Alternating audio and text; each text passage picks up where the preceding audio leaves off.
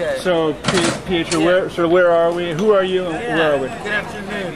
This is Pietro Parravano, and we are in Menlo Park, California, at the Menlo Park Farmers Market. And it's a Sunday morning. A beautiful Sunday morning. Beautiful Sunday, where it's foggy on the coast and it's beautiful here at Menlo Park. Pietro, what do you do? Why are you here at the market? We sell the wild king salmon here during the summertime, from May until September, and then Dungeness crabs from November until like April or so, and then we start getting the boat ready for go salmon fishing. And you're buying? Who are you getting your fish from?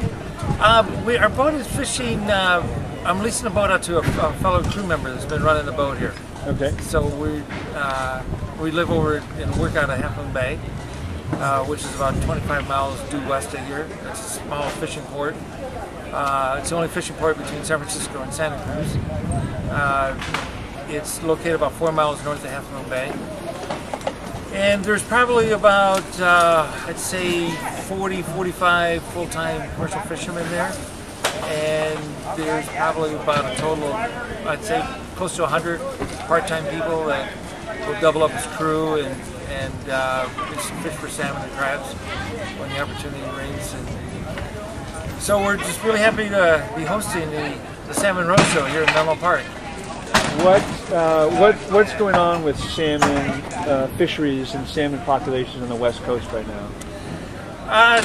You know, right now we're seeing what a real challenge to our fisheries, salmon fisheries management, in terms of trying to incorporate a management strategy that will allow the inclusion of land habitat, which salmon require, as well as the ocean habitat.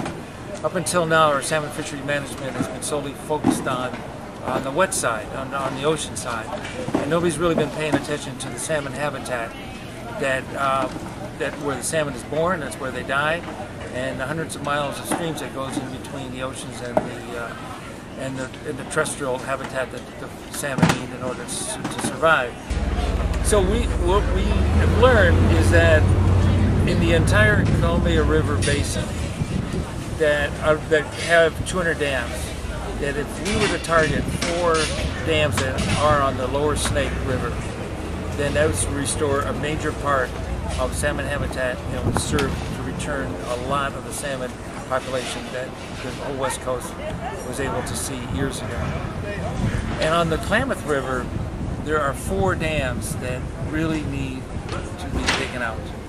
And we've seen that the use of these dams, that the detriment that these dams have created, not only for the fish, but also for the farmers and for the fishermen, for the families that rely on clean water, that the solutions that are immediate and within reach are taking these dams out.